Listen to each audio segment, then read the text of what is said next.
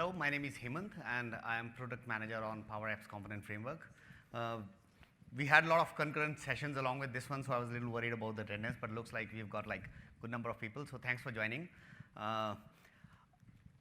Agenda for today is I'll give a brief introduction of PowerApps component framework. I'll also talk about the CLI tools which we are creating to create the PowerApps component. I'll do a walkthrough on how to build your own custom component, some control demos, and we'll spare some time for Q&A in the end. So to start with, PowerApps component framework, if you look at the entire stack of Microsoft Power Platform, we have three main services: Power BI, PowerApps, and Microsoft Flow.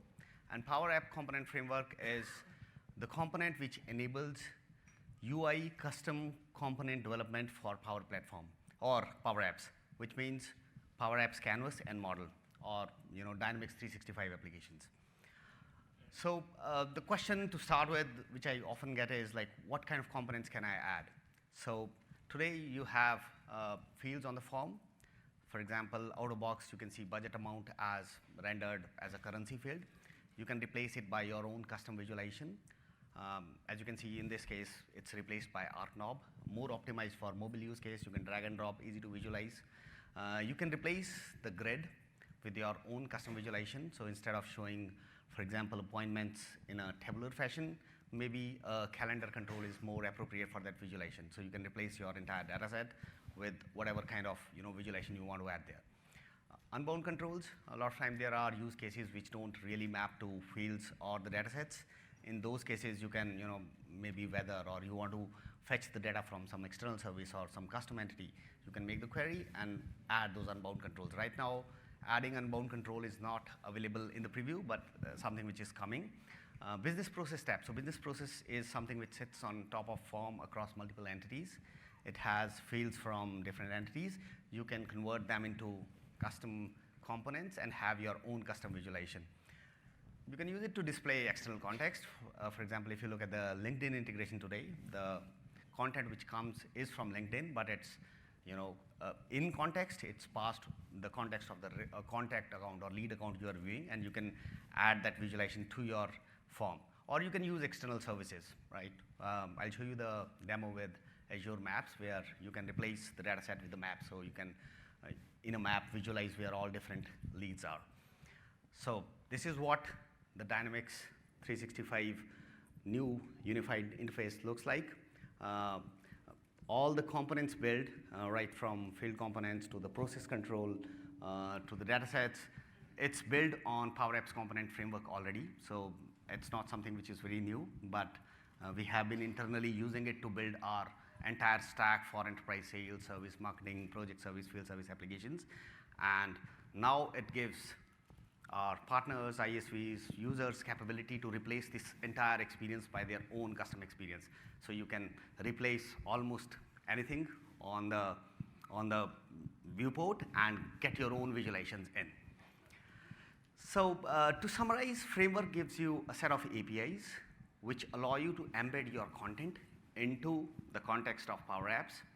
The good thing is that a lot of component lifecycle management, rendering, data passing, metadata availability, going forward, the theming and design capabilities are managed and provided by the framework. And as a component developer, you can just go ahead and implement your own rendering logic. So as long as this contract between the PCF APIs and the control is met, the control can render, and we can independently deploy or increase the version of the base PowerApps. And at the same time, it gives you capability of iterating your control and adding new capabilities over time. So another great thing is that you build the component once, and it can work across all the supported surfaces, whether it be browser, tablet client, or mobile client. So from framework perspective, we provide you APIs on how to design a responsive control. You can start utilizing, for example, device API if you are working on the mobile form. So the business card scan demo, if you guys have seen it yesterday, you can actually use the camera API to click a picture from your mobile phone and then use the custom component to convert those business card forms, fields into back into the contact record or lead record. So there is a concept of components on Canvas app too. How many folks are familiar with components on Canvas apps? And what about the model apps? How many people have used model apps? Great. So looks like a lot of folks are familiar with Canvas apps. So we introduced a capability called components in Canvas app, which allows you to bring different controls together and reuse them across pages of applications or across different applications. So these components or individual controls at leaf level are now being built using PCF framework. So across both model and Canvas application, we have a same set of framework powering the controls and the compositions you can do, which brings the different controls together to give more end user scenario, is done using composition. In Canvas app, you do it today using drag and drop in a low code scenario.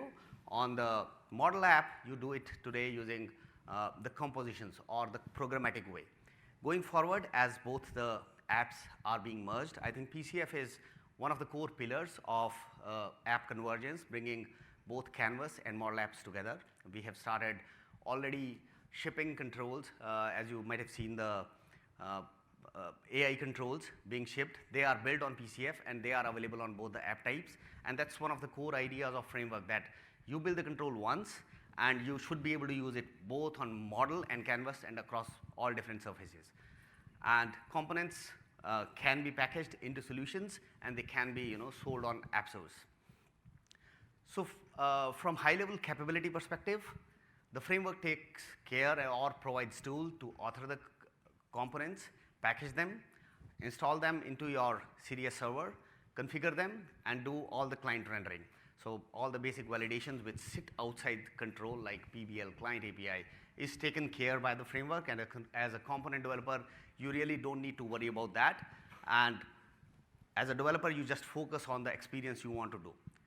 And one of the great powers with PowerApp component framework is that we use the standard web technologies, so there is no proprietary language or any special skills you need to learn. Anything you can do today with web technologies, you can utilize them in components. And I'll show you some examples, where I have just picked up the code from some service or some sample code and brought it into Dynamics. And all of this experience is configurable by Maker. If you remember, in the past, web resources was the way to extend the applications, and it was a hard-coded way which was really specific to the entity or the place you are inserting the web resource. However, from custom component perspective, everything is metadata driven. So once you build the component, automatically it gets the ability to be inserted at any place. So for example, if I build a slider control, you can tie it to all supported data types. So whether it's revenue on opportunity or it's number of employees on account record, if it's a calendar control, it needs a start date, end date, and maybe the title of appointment. So it can go into any entity which can provide that min required data, and you can put it at all different places. The good thing is not just the control itself, along with its dependencies are solution aware, also your configurations are. So if you ship a solution with a component configured to certain entities and install into a different system, everything travels along with the control. Okay, so what makes a component? We have three main things to build a component, and in a moment I'll show you with a demo on how CLI enables to kind of auto create all these three things, and with potentially one line of code you can build end-to-end working control. The first part is the manifest file. Manifest file is a simple XML file which tells about the control. Name of the control, namespace of the control, version of the control, what are the input properties. Again, if you look at the slider example, the input properties like whole number or currency value. So that's the input property which is required for the slider to render at all, because once it gets that numeric value, the slider can show that value in a slider fashion. So all these properties go into manifest. The second part is the control implementation. So once you have your control and you get the value of the slider into your TypeScript code, how do you render it? So that's the part where you will implement your own logic to render it in the right manner. So this would be the implementation. Entire PCF API surface is available to you as a control developer.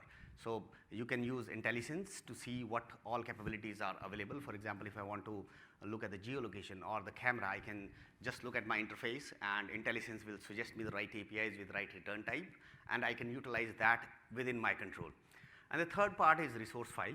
A lot of times you don't want to write the control from scratch, or there are certain CSS files which need to be shared.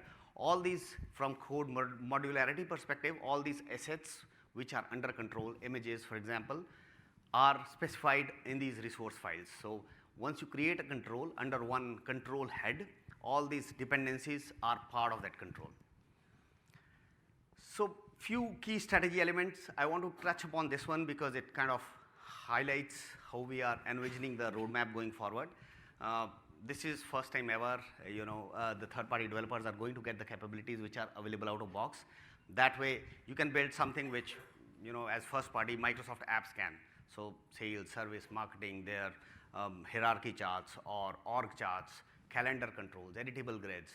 And I'll show you the samples or examples which a lot of folks from community have built. So all those capabilities are being made available to third-party developers. Core goal is that all the capabilities which are available to our app developers. So I am from the platform team, which is the core team providing services to all the different app teams. So for us, third-party developers, you guys are equivalent to those first-party developers. So that's one core goal. The second core goal is that one framework for both Canvas and model app types. So as we are converging the platforms, so we started doing it ourselves. All the new controls which are being built, like business card scanner, all those new controls are being built on PCF as both the platforms converge. There is now one team which owns the controls across both model and Canvas app, and they are evaluating the ways to converge them so that there is one implementation, maintainability perspective, code reuse perspective. So there are like lots of benefits using that single code base. Internally we are doing it, externally we'll make it available. So once you build the control, it can be used on both the app types. We support multiple form factors. So for the folks from Dynamic CE side, if you remember, we had a different mobile application stack, which was codenamed Mocha in the past, where everything was to be done twice if you have to build anything from mobile. With the new unified interface, we have a single framework, single set of implementation, which works across all the devices. So going forward, that's something which we are carrying. So the capabilities you implement now will be available on all the surfaces. And that's definitely a choice. A lot of times as a developer, you might say, hey, I got a huge Kanban board control, which probably doesn't make sense on the mobile device. So I just want to switch it off. So all these things are kind of determined, it can be determined by the developer or the person who is configuring the control, sorry. Design theming support, that's another big thing which is coming. We wanted to make sure that once you build the control, it adapts to the environment it is in. So if it's in the Canvas app, it should adapt the Canvas app themes. If it's in the model app, it should get the model app theme. If it's in embedded mode, for example, mail app, then it gets Outlook theme, Teams theme. So all these theming properties will be made available as properties of PCF. So that way you build the control once. You don't have to worry about static CSS. Instead, it will get it from environment and the control will get the theme. So if some user configures a different theme for his app, the control automatically adapts to it. Performance is another big one because from the whole application rendering standpoint, the components are core part of application lifecycle. It's the core app. In some sense, when you build the component, it becomes part of the core Power App because that's how we ourselves do the controls. So for example, if you render a data set, which has to be shown like a calendar, all the data, metadata is served as part of the first load for the form. That way, the rendering is super efficient. It's part of the core app. Unlike web resources where things were rendered in iframe, they were like, iframed experience, which will go in async once the core page loads. So performance is definitely one of the core pieces, and we'll continue making improvements there. CLI tooling, we wanted to have a very, very efficient dev experience, and I'm going to show you some of the cool stuff happening there. Not just making it easier for the developers to develop a control, but at the same time also having these rules for best practices inside tooling. So while you are developing the controls, you get hints on what are the best practices or patterns or right ways to build the controls. That way you build the right thing at the source even before going to the Dynamics itself or PowerApps itself. Accessibility is another core area. We invested a lot in accessibility during last couple of years to make control usable by people with different abilities. So all these accessibility capabilities are provided as part of PCF interface. So now you can build a control which can be used by a blind person, for example, using a screen reader, or somebody who cannot differentiate between different colors, or somebody who is just using the keyboard. So that's something which is part of out-of-box unified interface. And once you build the controls, if you are selling to the public sector or large organizations, a lot of time accessibility is the core requirement. So that way you get all the benefits along with the PCF. And all of this is supported in app source. All the enterprise apps we ship today are part of app source via solutions. Components are just another thing which is added to the regular solutions. So that way it's no different from what you can ship in solutions today: entities, forms, dashboards, charts, and components. And it enables a lot of complex and richer scenarios where we are seeing innovation every day, almost every day since we have released a preview 1.5 months ago. We are seeing new controls and a lot of innovative stuff coming up, so I'll show that too. From capability standpoint, Model Apps, since we started earlier on this one, it's little ahead in the curve. So we are in public preview right now, and we have more capabilities there. Canvas app, we have started investing a lot there, and the goal is to kind of bring them at par with each other. We will do the preview soon with the field custom component support, and then going forward we'll add more advanced capabilities. So I quickly wanted to kind of show where we are today. Some of you might have seen these slides in the keynote session yesterday. So right now it's in public preview for the Model Apps.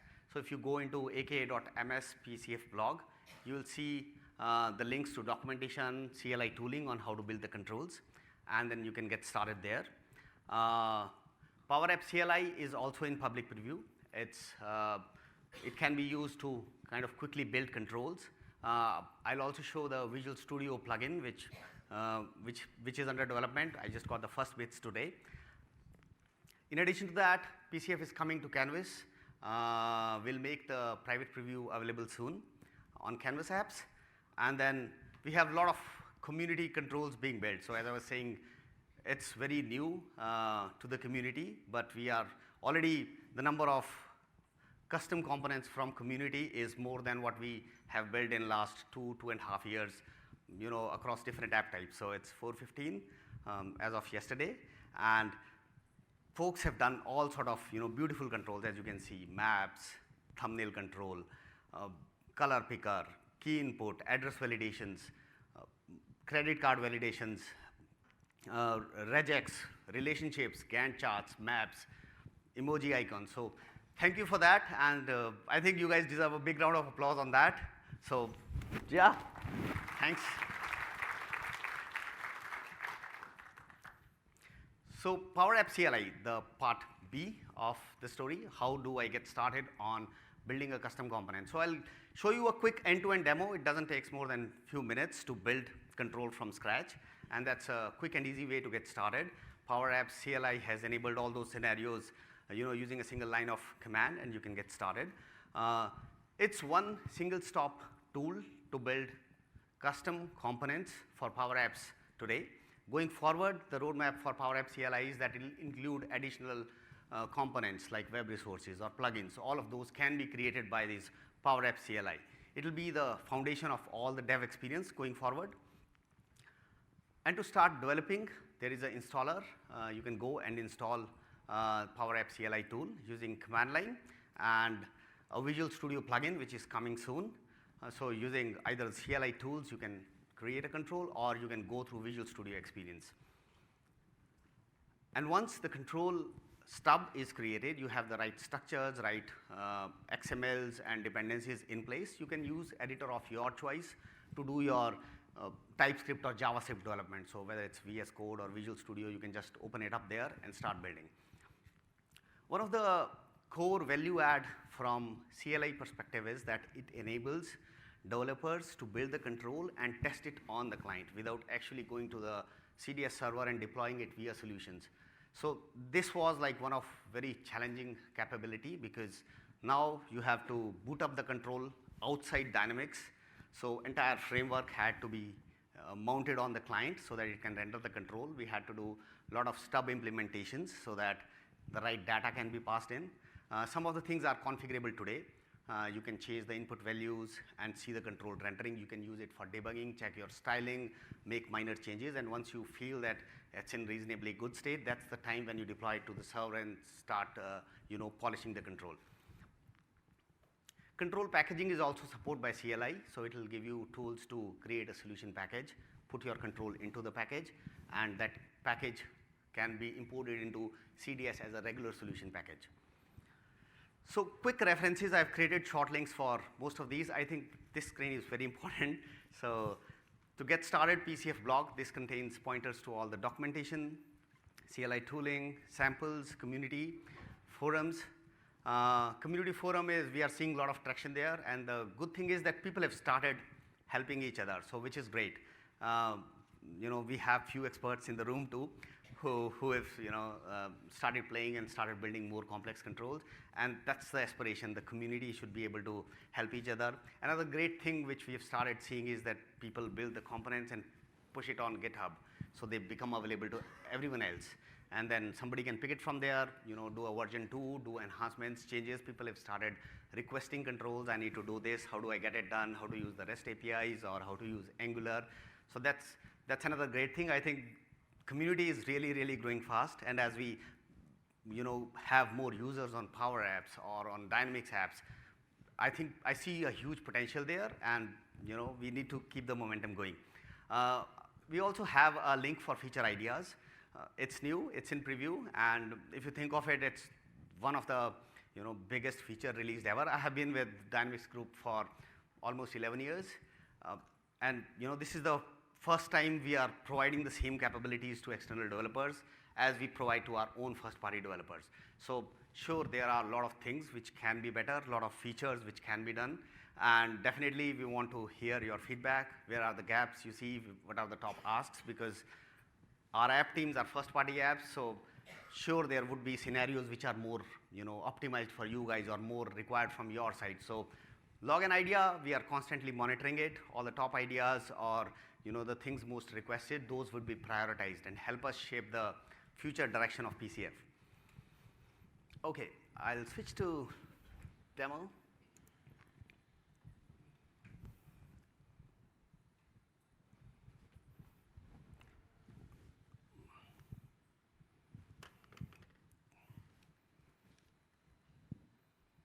Okay, so this is our blog post, aka.ms PCF blog. It has all the information on how to get started, CLI downloads and installs.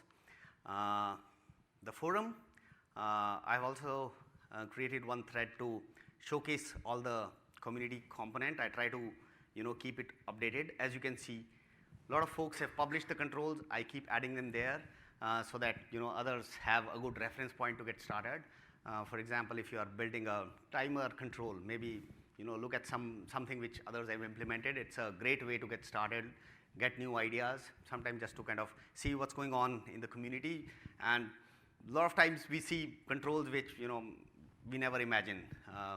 We had a control yesterday with UML or the charting capabilities. So these are like really great controls, and many of them are being pushed to GitHub. That way you can just consume them and start using it, or maybe change the code and fine-tune to your own implementation. The documentation link, we have got all the capabilities documented. They are available publicly since it's a public preview. We published around 14 sample controls. All of these are available for direct use. You can just download the zip, build the control, run the CLI tooling to build the control, and you can use them off the bat. The good thing is that we try to cover all the capabilities from PCF API perspective, so they are not like visually optimized or visually appealing, but from code standpoint, they tell you how to use different parts of PCF APIs, client-side, client device capabilities, or web API usage, or using the data set. So these sample controls, all of them have their documentation, what the manifest looks like, what's the implementation code, what are the resources used, along with the downloadable zip package. Download the zip, run npm build, and then you can use them, all these controls directly. Going into some of the demos. So as I was saying, it's not just about having the visualization of CDS data. A lot of time you can use other services to kind of take your control experience to next level. So something which I was trying with Azure Cognitive Services, we see a lot of AI capabilities coming every day, and then it's super cool, and sometimes it really enables great scenarios. You have cognitive services for decision, vision, speech, search in language. If you browse through Azure Cognitive site, you'll find samples for all of them. There are like plain JavaScript samples which will tell you how to use speech service or image to text. These are great scenarios. You build a control, maybe spend few hours or maybe a day to build a control. If it could convert your text image into text, it's a great control to have. If someone is just kind of taking pictures or scanning documents, doing object classifications and stuff like that, those can be utilized. Voice to text is another great one. If you are driving or if somebody has to take a quick meeting note, just use the control, put it inside Dynamics, so it will use the Azure services to get the work done. Once the data is returned back, you can save it into CDS. So all the CDS validations, workflows, plugins, all the logic which is in CDS stays intact. You don't have to do anything special for that. So let me show some of the demos for AI capabilities. So I have this entity called PCF demo. So another great thing was we had one ask from the field that one of our customers wanted to use image annotation control. They wanted to take a picture and do some sort of marking on that for the equipment or heavy machinery, where is the defect and stuff like that. And we didn't had anything out of box, and it was kind of a tricky situation, but we had something called signature control. I don't know how many guys have seen it. It's there available out of box where you can sign. So I just pulled that code out and added the image from camera API on back of that image control, and there we go. We had a control where you could annotate on image. The reason I wanted to show this control here was like a lot of times you just think about like, can you do it in JavaScript HTML page? Sure. Those things are very, very straightforward to bring into a custom component. So this one uses upload image, and I'll choose one of the images, and I use, once I get the image from image API, I used image tag to just show the image to the user on the HTML canvas. On this image, you can do some sort of animation, and as you can see, this clear and OK button, they are from signature control, because I didn't actually do anything. I just slapped that image behind this one, and once you say OK, this image is now stored as annotated image on the CDS backend. So that was cool. Customers were happy. This works, and the code looks straightforward, right? You are using HTML canvas with annotation capabilities. And from community also, we have seen much fancier controls around image annotations, where you can rotate the image, do the cropping. Sky's the limit. Anything you can do with any JavaScript, TypeScript code, you can put it in the custom components. Another great thing is that a lot of times you can use the libraries, right? There is someone who has done it. There is open source library for it. Just bring in that library as part of your control, and you probably just have to call that library and everything gets done. The second one is voice to text. Again, Azure voice services. This sometime misbehaves in demos, so bear with me here. Hello, this is a test. It works. So it went and gave me the text back. I have bound it to the text control. So once I get the value back, I can push it into either description or text. Since this control is metadata driven, all the control says is that I can be bound to text or multi-line of text or field. So from customization perspective, you can tie it to any entity, any place, any device, and the control will just work. And from customization perspective, we make sure that this control shows up for configuration only at the right places. So if there is a number, you will not see this control available for configuration. So those kind of validations are part of the framework. OCR and handwriting, another cool one. So there is a sample on Azure Cognitive side. I picked that code, put it in my custom control, and I use the upload image API here, because on browsers we have upload image. On device, you could use the camera. So you will just say, like, call the camera API, upload image. Let's pick one handwriting image. So again, to just show what's there, I painted the picture in the HTML canvas. This picture is now sent to Azure Cognitive Services, and you can see the text is back. You see some weird tabs here. The reason for that is because when you get the text back from Azure Cognitive, it gives you a lot of details on what are the coordinates of the text, how far they are from each other, to kind of do more processing on that. I just wanted to make sure that the tab kind of reflects the positioning of the text. Had I ignored those values, it would be a plain text string which comes out of this handwritten text. Same, there is a API for printed text. If you click on it, get a printed image, it will do printed image conversion. And the good thing is that once this control is in there, now you have a way to take a picture, send it to Azure Cognitive Services, and get the data back. So all the additional capabilities are like really, really simple. To summarize the image, okay, call summarize image API. Or to object classify, call classify image API. So those controls are like, maybe 20 minutes more, you get a new control. So the first one is a little tricky to kind of, get your foot in there. But once it's in there, you can always start building more and more on top of it. Address autocomplete. I know at least 3-5 people who have built this control.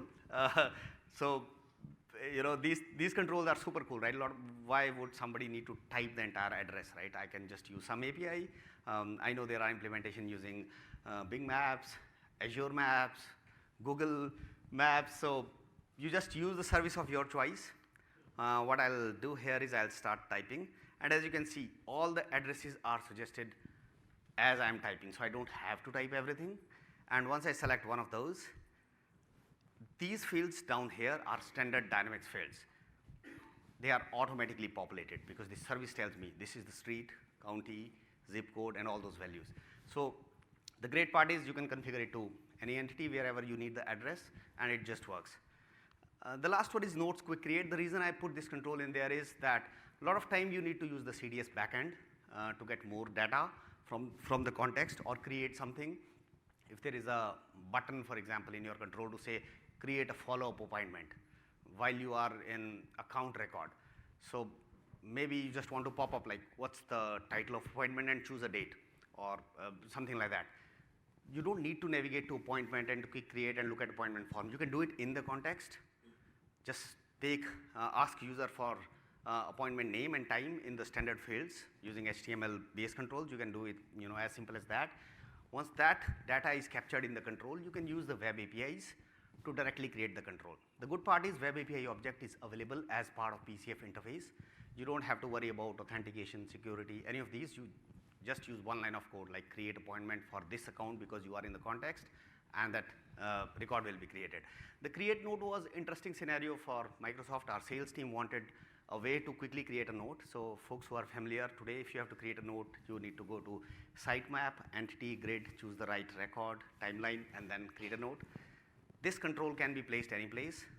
I just have it in the entity. It could be on the dashboard.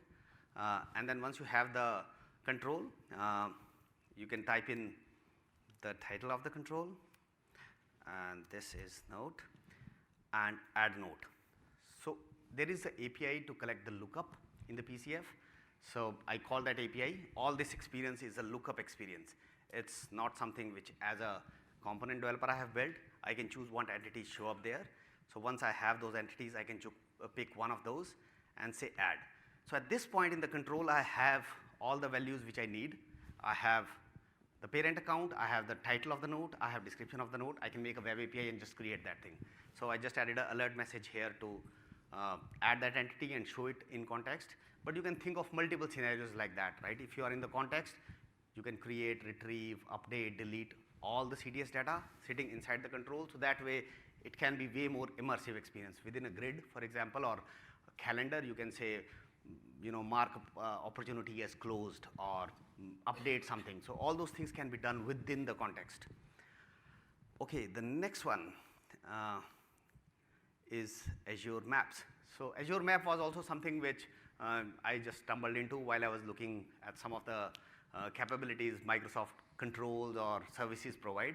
And this struck my fancy because they had whole lot of samples published, and again this is, if you search for Azure map samples, you will find this link. You can do a lot of stuff with Azure maps. You can put in charts there, heat maps, clusters, driving directions, draw the boundary, rectangle, do the different pinned point based upon the location. You can draw the charts, you can do heat maps, tons and tons of capabilities. You can put inline charting. As you can see, heat maps, directions, you can import JSON data to populate the entire map. You can add your own controls to zoom the map, put it in a different layout, scan. So all these capabilities, as you can see, if I click on any of these, I'm able to navigate to the source for these. So the one I did was this one, multiple pins. So address can be showed as a pin on a map. So here you see, this is the HTML page for it, and that's the only page. You put this page, put your Azure map key, and you will see the control light up right away. This is a standalone HTML page.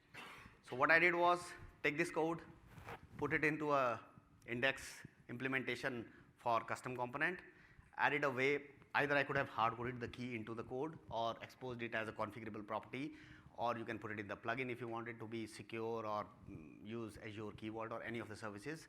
But for this example sake, I just made it a configurable property. And all this code is just lifted from here and added to control. Only changes I made were Z indexes, positioning, because it's not designed to be embeddable, but not more than 10 lines of code. Everything else came automatically. So once you have this control, it has capabilities. If you zoom in the map, the points will start collapsing, and if you open it up, it'll start becoming, you know, more sparse. If you mouse over it, it'll show the data, which I wanted to kind of pin, let's say, lead record, for example. So the scenario would be that there is a longitude and latitude to put the pin on the map. If I mouse over the map, there is a title of the record so that I can see what record it is, maybe a single line for description. And that was something which is good enough to get started. So let's look at that. So first I went into dashboards. So controls are lighted up here as the part of grids. So now I go to my leads grid. So the core lead grid is now replaced by map. Every time somebody goes to this leads grid, now they will see a map instead of the tabular data. And if I mouse over these records, I can see what record it is. So it's showing the details of the lead. And if I zoom it, the points will start collapsing. I can choose one of these, which I used as a pulsing notification to showcase you know, my office location. Now you have the Azure map control into your code.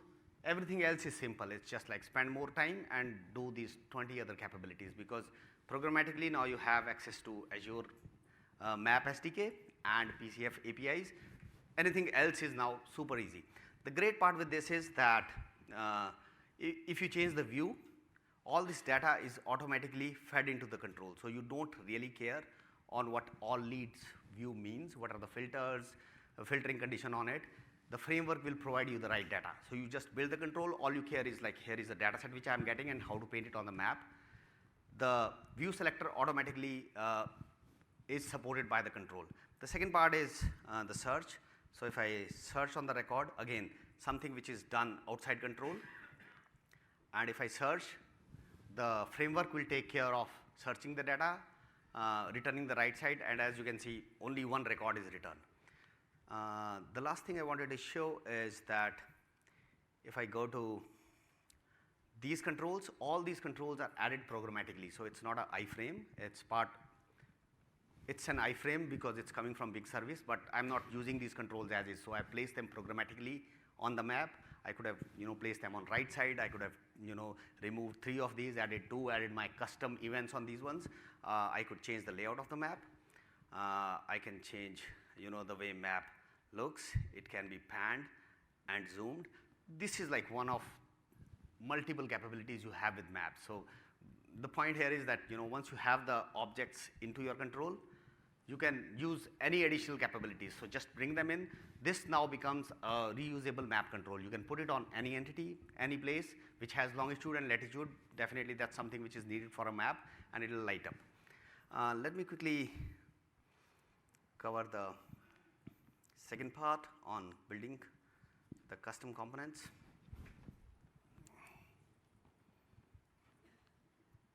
Uh-oh.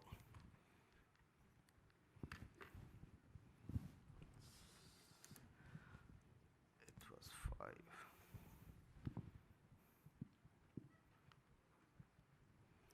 Can you guys see? Oh.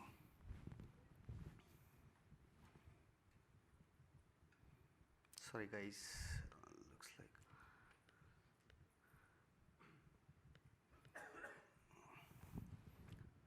it's 6.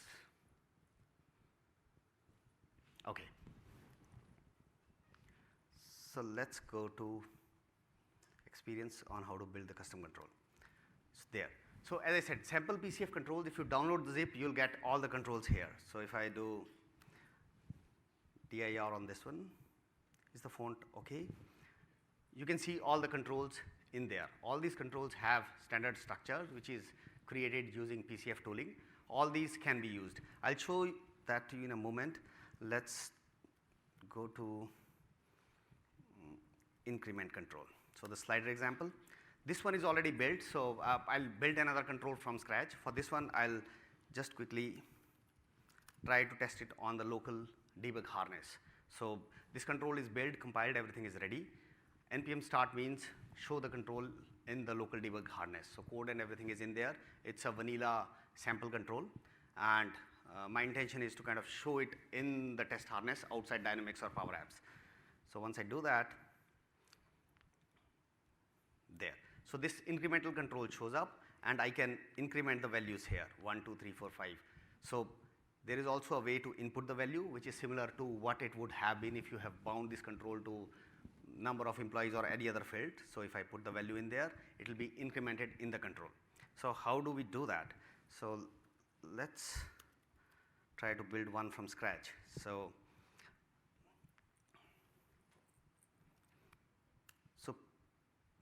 PAC PowerApps CLI is the tool to build the controls. You start with the core command, PCF init. That's the way to build the controls.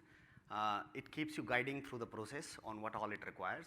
So to build a control, we wanted to make it really, really simple. So we only ask for the things which are must-have: namespace,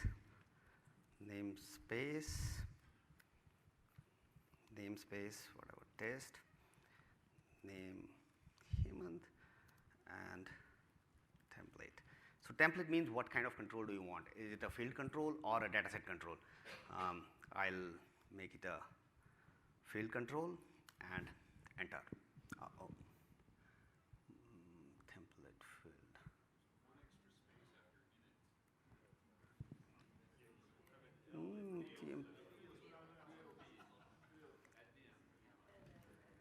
Oh. Okay, and there we have it. So the control is already created. The next step would be npm install to bring in the dependency. So it will get all the dependencies for the control. It will take a minute. In the meantime, I'll show you what the control manifest looks like. So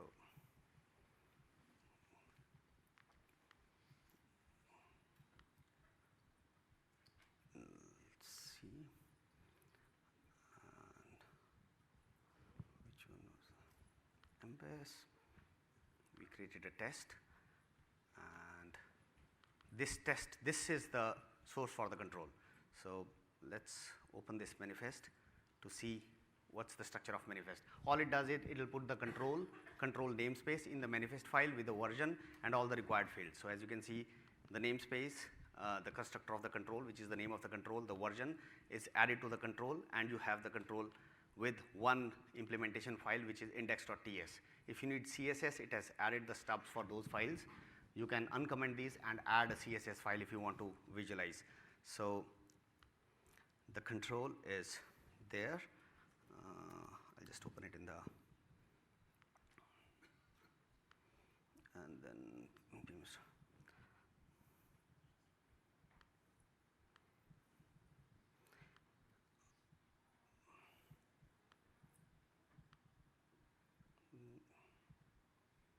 index.ts. So this is the implementation of the control.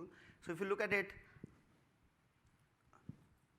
it needs a constructor which is empty in this case because it's a stub. There is a function called init. That's the core function when the control is initialized.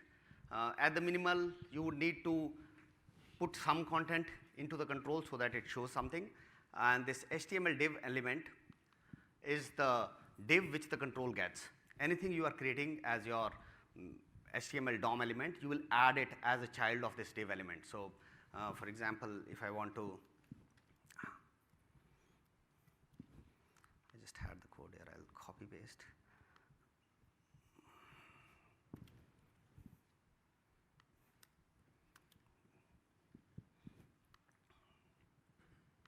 Okay, so I declared a variable where I use this context object. So that's the main core object which provides all the capabilities for PCF APIs. So if you do IntelliSense on this context object, you can see all the zones available in context.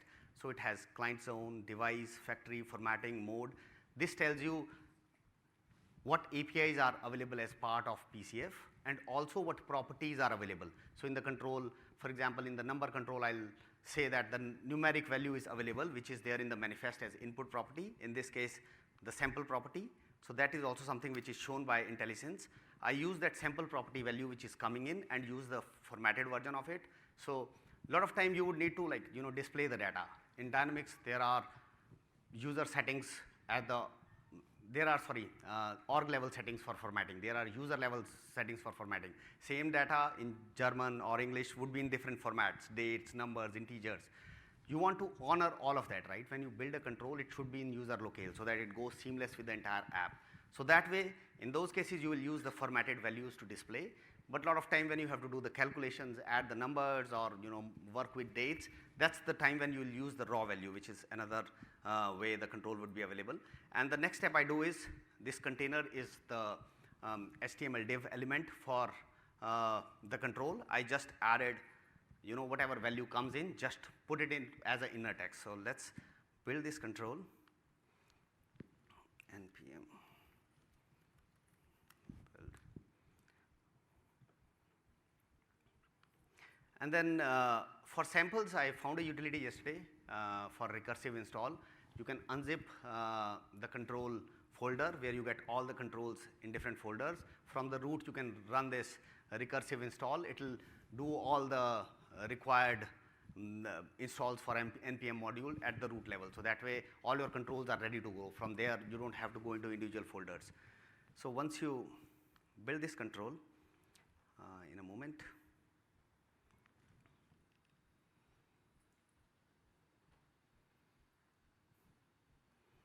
so what tooling does is, it will take the control, it put it in the Webpack. One of the core challenges with framework is that a lot of people will have different controls. End of the day, they might come together in a single org, right? They need to be independent of each other so that they don't interfere. I might use Angular 6 or whatever version. There can be code conflicts, namespace conflicts. So to isolate all those problems, tooling helps us enable putting all the control along with its resources in an independent Webpack so that they don't interfere with that. So that's one. The second is all the validations from best practices, lint rules. We are adding more and more, as you guys might have seen in solution checkers. Are the calls being made in sync fashions? Are there deprecated APIs being called and stuff like that? All those validations are added at the source in the CLI tooling. So that thing will only get better over time as we learn more about what are the best practices or things to avoid. A lot of things we do at framework level. So we try our best not to bring down the app. So if somebody writes a control which throws an exception and we don't want the whole app to go down. So there is some handling which can be done at the PCF framework level. We capture those errors and just fail the controls. We do our own UI saying error loading control, and that control will not render. If you click on the control, people who have developed, they would know, this error shows up. You click on that error and then you can see what are the details. So that way, we try to make it like as much better as we can so that errors don't happen. So this control is compiled now. I just want to test it in my debug harness. So I type npm start. So now what it is doing is on the client, it has entire PCF runtime sitting outside Dynamics. It compiles the control, puts it in the Webpack, and that shows that control in the debug harness along with what are the input properties. So if you looked at manifest, it had an input property called sample property, which was of type text. So all it is doing is making that available in your right pane where you can enter these values. You can have multiple properties. For example, calendar might say I need start date, end date, title of appointment, what's the default duration, stuff like that. All those properties will start showing up. Another great thing we released, which we got like really good feedback, was the dataset support. So entire dataset with the mock data is available on the debug harness. So you can see your dataset kind of objects also in there. So it's loading up. There. Oh, I think I was in the wrong folder. Yes. And what was my folder name? Hemant. Sorry guys. CD.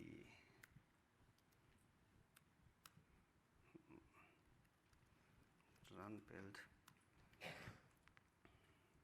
In the meantime, I'll show you something which just came in today morning, so it was the first time I saw it, so bear with me here. The Visual Studio extension for PowerApps tooling. This allows you to create PCF projects right from Visual Studio.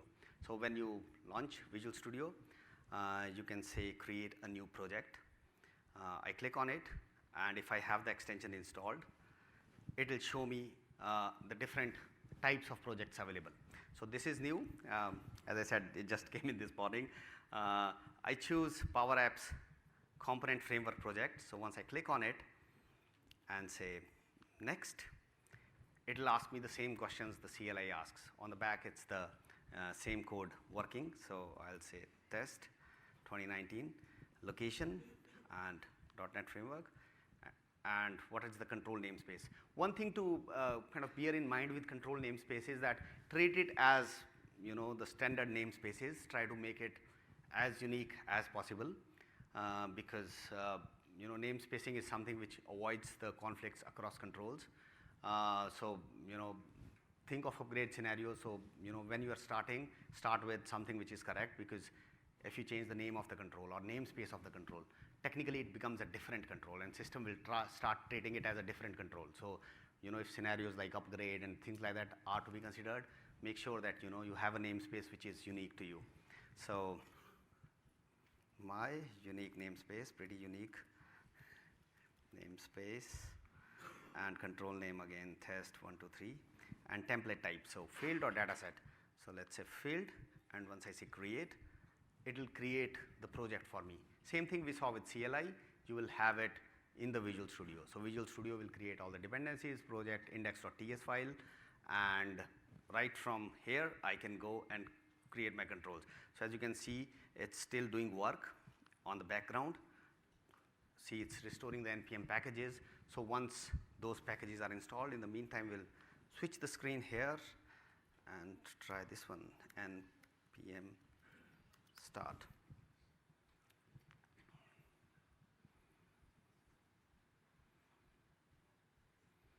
So again, doing the same thing to initialize the control.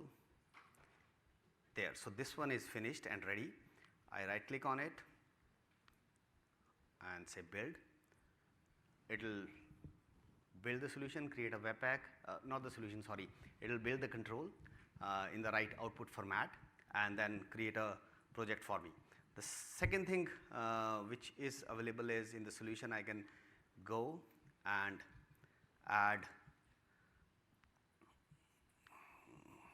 let's do it from here.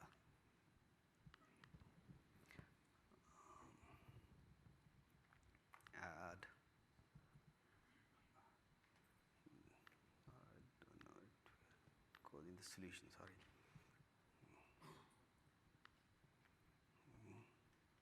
Or maybe I am missing it. Give me a second, let it compile.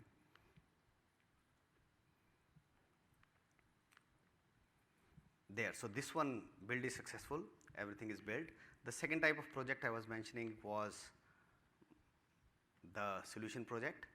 So you can now also create PowerApps solution project. So that way, solution project is the one which will contain the control.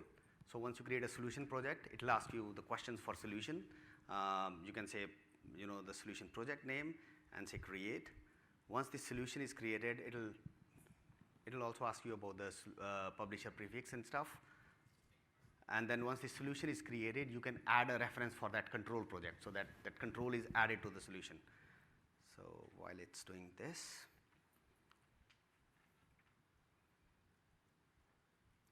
okay, let's see this again. No. There, no. I think I'm picking up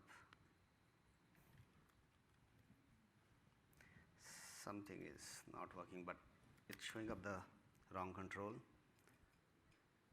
But you get the idea. In the debug harness, it'll show the control on the client. For some reason, it's picking up the wrong one. On the publisher name, I'll add the publisher name and customization prefix. And once I do that, this solution also can be created. So once you create the solution, you can package all of that into this solution and import it into CDS. So I think that was it for the demo. Questions? Yeah, thank you.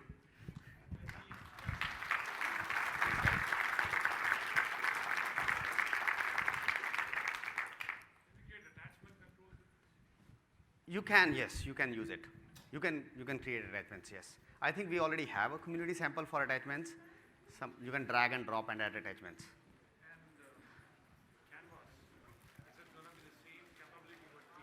Yes.